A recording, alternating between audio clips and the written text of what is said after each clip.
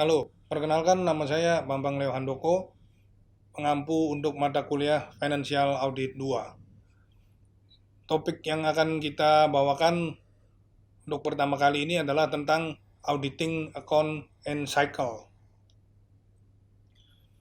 Nah, apa yang kita sebut dengan auditing account dan cycle? Account dan cycle mempunyai perbedaan. Kalau yang disebut dengan cycle itu adalah sebuah siklus. Jadi dalam akuntansi kita mempunyai beberapa macam siklus. Dalam sebuah siklus terdiri dari beberapa account. Sehingga kalau kita mengaudit sebuah siklus, maka ada beberapa set account yang kita audit. Contoh siklus-siklus tersebut adalah misalkan revenue cycle atau siklus pendapatan. Ada expenditure cycle atau siklus pengeluaran. Production cycle atau siklus produksi dan personnel cycle atau siklus personel. Kita ambil contoh misalkan untuk siklus revenue ya atau siklus pendapatan. Akun-akun apa saja yang ada di siklus revenue yang akan kita audit.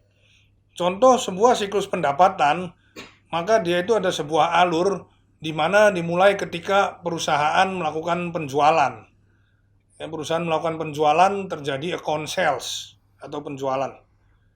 Sales apabila dilakukan secara tunai akan menghasilkan cash langsung. Tetapi kalau dilakukan secara kredit akan timbul account receivable atau piutang usaha. Ketika terjadi penjualan bisa jadi ada sales diskon atau ada sales return, barang yang dikembalikan karena tidak cocok atau rusak. Kemudian piutang yang tertagih menjadi kas, yang tidak tertagih menjadi bad debt expense atau piutang tak tertagih. Nah, ini adalah akun-akun yang ada dalam siklus pendapatan yang perlu kita audit. Lainnya misalkan kita mengaudit siklus expenditure atau siklus pengeluaran, maka yang diaudit adalah kebalikannya dari siklus pendapatan. Di mana dalam siklus pengeluaran ini kita membeli, misalkan kita membeli inventory, ya. Kita membeli inventory atau persediaan barang dagang. Kalau dilakukan secara tunai, maka inventory di debit, cash-nya di kredit. Tetapi ketika dilakukan secara kredit, maka inventory di debit dan muncul account payable di kredit, ya, utang usaha. Kita juga bisa mendapatkan diskon, ya, yaitu diskon pembelian atau purchase diskon, dan juga bisa jadi ada purchase return, ya, purchase return and allowance, retur pembelian dan pengurang harga. Kemudian utang dibayar, ya, cash-nya di kredit dan account payable di debit, sehingga akhirnya menjadi suatu siklus pembelian, ya, atau expenditure cycle. Dalam production cycle juga sama, ya. Dalam production cycle ada pencatatan biaya produksi, misalnya biaya bahan baku, biaya tenaga kerja, dan biaya overhead pabrik.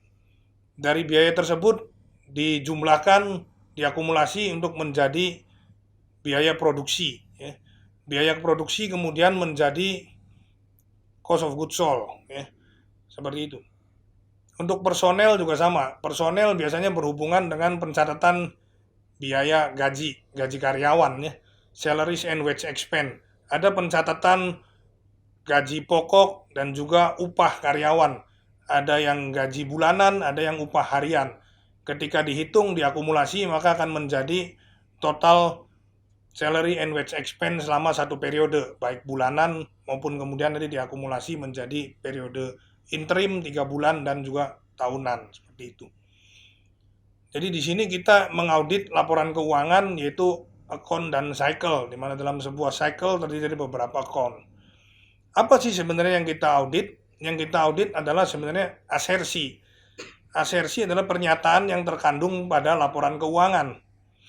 Ada 5 macam asersi, yaitu ada existence and occurrence, completeness, right and obligation, valuation or allocation, dan presentation and disclosure. Existence and occurrence bicara tentang keberadaan, terjadi atau tidak terjadi, ada atau tidak ada. Apakah akun tersebut benar-benar eksis? Misalkan penjualan, apakah penjualan benar-benar terjadi atau tidak? Inventory benar-benar ada atau tidak? Completeness bicara tentang komplit. keseluruhannya sudah tercatat. Apakah seluruh transaksi sudah tercatat atau belum? Misalkan penjualan, apakah returnya sudah dicatat, diskonnya sudah dicatat atau belum? Right and obligation bicara tentang hak dan kewajiban.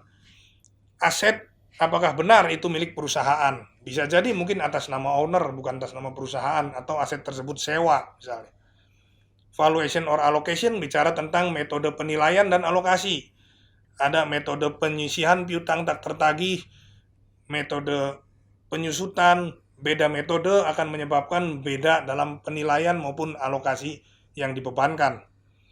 Sedangkan presentation and disclosure bicara tentang penyajian dan pengungkapan, di mana kita tahu penyajian ada pada laporan keuangan, laporan laba rugi, laporan perubahan modal, neraca, dan laporan arus kas. Sementara pengungkapan ada pada catatan atas laporan keuangan.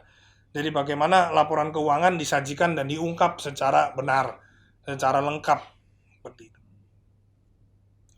Apakah tujuan dari audit? Tujuan audit adalah kita melihat apakah laporan keuangan yang disajikan oleh klien atau perusahaan yang diaudit ini sesuai atau tidak dengan standar yang berlaku. Standar apa? Yaitu standar akuntansi. Di mana kita tahu kalau misalkan di Indonesia berarti mengacu kepada PSAK, Pernyataan Standar Akuntansi Keuangan. Yang mana PSAK sendiri adalah berkiblat kepada IFRS, International Financial Reporting Standard. Dulu sebelum 2009 mengacu ke GAAP, ya, Amerika, Generally Accepted Accounting Principle, tetapi setelah 2009 mengacu ke IFRS. Seperti itu. Apa yang terjadi kalau misalkan ada perbedaan dengan standar? Kalau ada perbedaan dengan standar, berarti kita sebut misstatement atau salah saji. Auditor mencoba mendeteksi material misstatement, salah saji yang bersifat material. Jadi kalau tidak material, kita abaikan. Seperti itu. Ya. Apabila terjadi material misstatement, apa yang kita lakukan? Kita suggest revision. Kita minta klien melakukan revisi atas laporan keuangan yang mereka bikin. Ya. Dilakukan penyesuaian, dilakukan penyajian kembali supaya hasilnya bisa sesuai dengan standar yang berlaku. Karena apa? Nantinya akan menjadi basis dalam memberikan opini audit. Opini audit adalah berdasarkan hasil dari laporan keuangan yang kita audit. Seperti itu. Adapun mengapa harus material? Karena pada dasarnya misstatement unavoidable, tidak dapat dihindari. Karena akuntansi itu menggunakan yang namanya estimasi standar, aturan yang berubah-ubah, dan juga banyak menggunakan pertimbangan-pertimbangan. Sehingga misstatement jamak terjadi. Hanya saja yang kita cari adalah yang bersifat material, karena mempunyai dampak atas keseluruhan laporan keuangan tersebut. Oke, seperti itu materi yang pertama tentang auditing account and cycle. Terima kasih, selamat belajar.